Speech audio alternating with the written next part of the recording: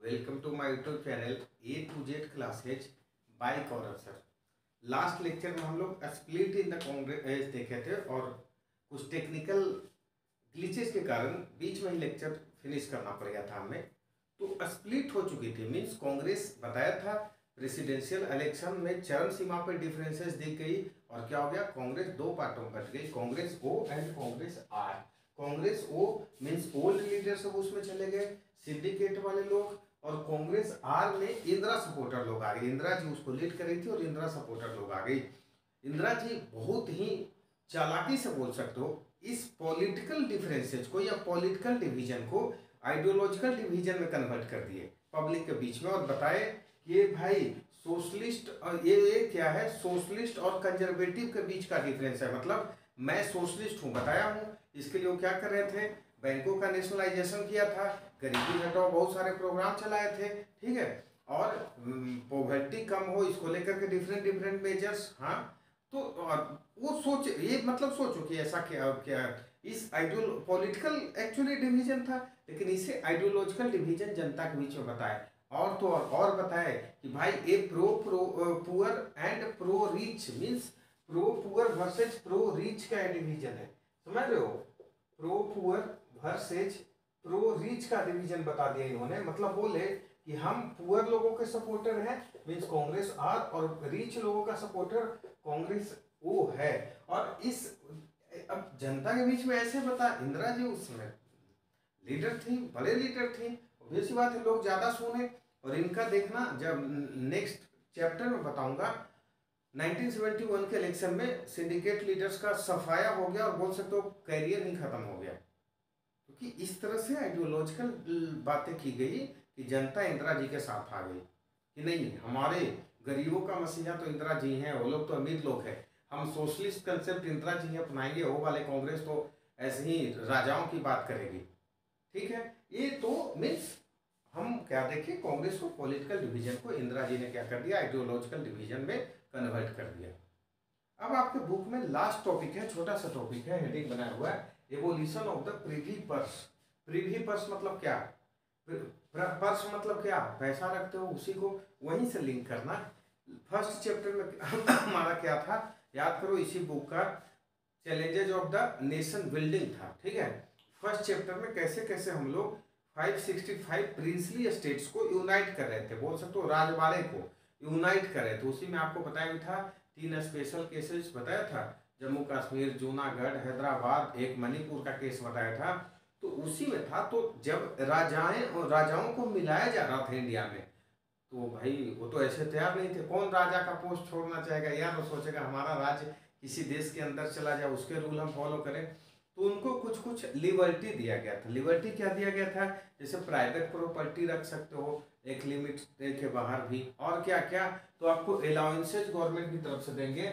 हाँ क्या जैसे प्राइवेट प्रॉपर्टी भी रखो, गवर्नमेंट कुछ अलाउंसेज देगी। अलाउंसेज मतलब वही सोच सकते हो जैसे पेंशन, ना समझ में आया तो समझ जाओ, कुछ पैसा देंगे और वो डिसाइड कैसे होगा, तो on the basis of extent revenue potential of the merging state. मतलब मर्जिंग स्टेट का स्टेटस क्या है, सीधी सी बात है, मान लो कोई ऐसा स्टेट जो थोड़ा औकात वाली हो, ठेठ भाषा बोले, वो मर्ज करेगा तो उसके राजा और उसके फैमिली मेंबर्स को ज्यादा पेंशन दिया जाएगा। कोई छोटा सा स्टेट मर्ज करेगा गरीब जैसा, कम पेंशन दिया जाएगा।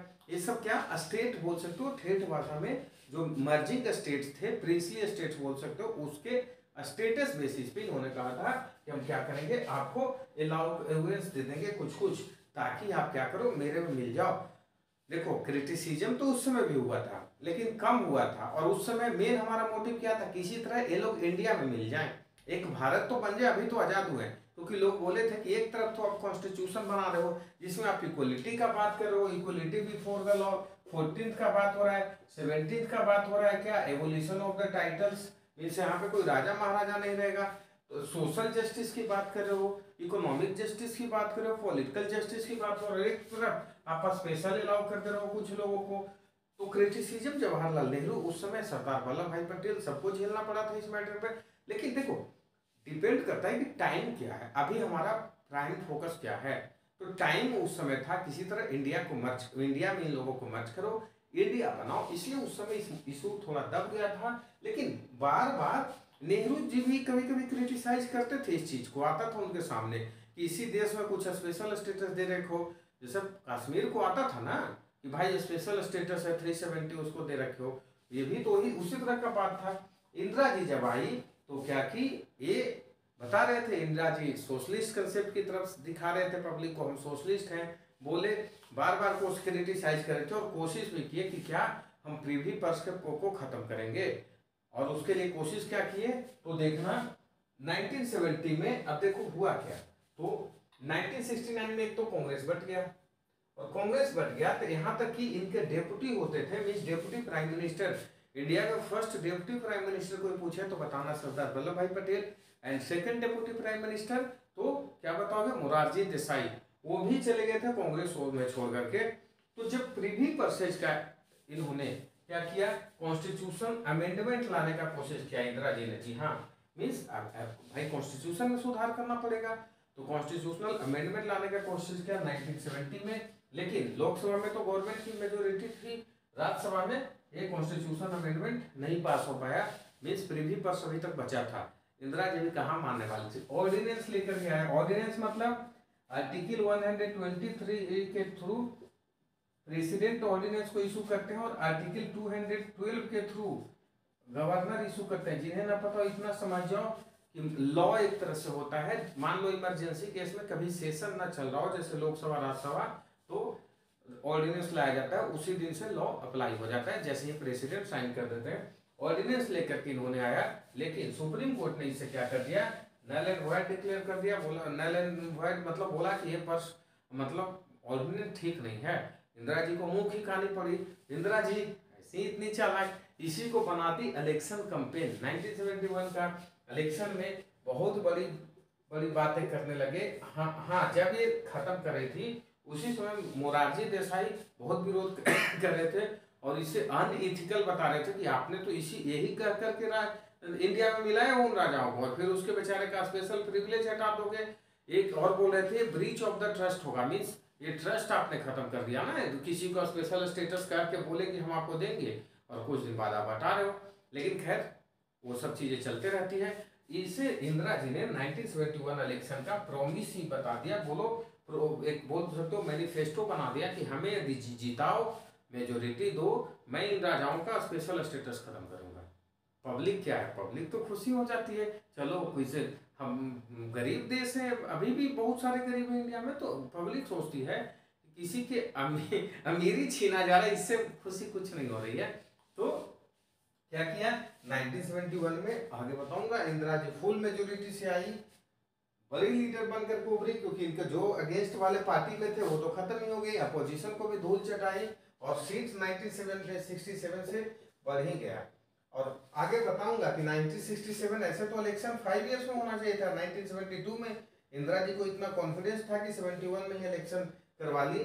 जैसे सुन रहे होगे न्यूज, तो आजकल बोला जा रहा है कि हो सकता है मोदी जी चुनाव समय से पहले करवा लें, तो यदि किसी गवर्नमेंट को कॉन्फिडेंस रहता है कि अभी हम चुनाव करवा सकते हैं तो करवा लेगा, ताकि उनको मेजोरिटी आ जाए। इंदिरा जी वही की थी, एक साल पहले चुनाव करवा ली, फुल मेजोरिटी से जीती, और फिर 1971 में कॉन्स्टिट्यूशन अमेंडमेंट करके, संविधान सुधार करके प्रिवी पर्स को कर दिया इन्होंने खत्म। मीन्स राजा को स्पेशल जो चीजें मिलती थी अलाउंसेज, उसको कर दिया खत्म।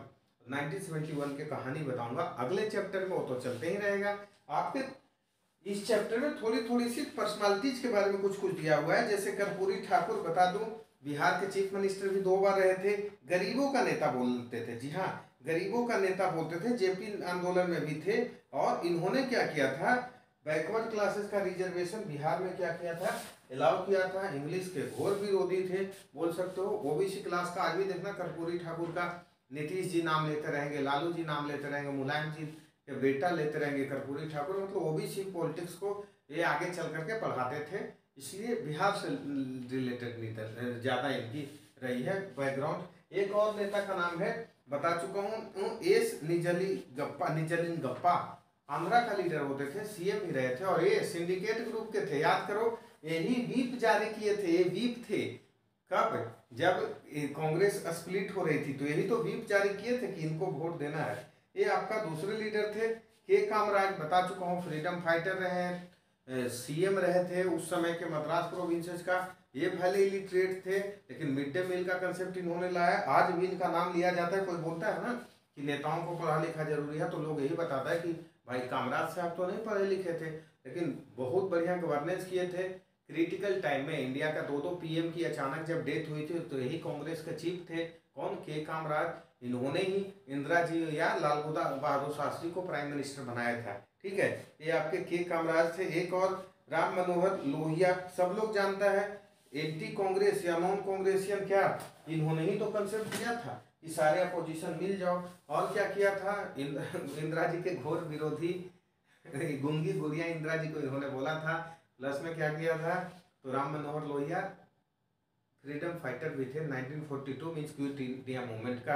ये छोटी छोटी सी टॉपिक था, तो इस चैप्टर को भी हम लोग कर चुके हैं ख़त्म। आपसे रिक्वेस्ट है वीडियो देखते रहो, वीडियो को लाइक करते रहो, चैनल को सब्सक्राइब कर दें अभी तक ना किए हो तो, और आप दोस्तों से भी शेयर करते रहें। Thank you.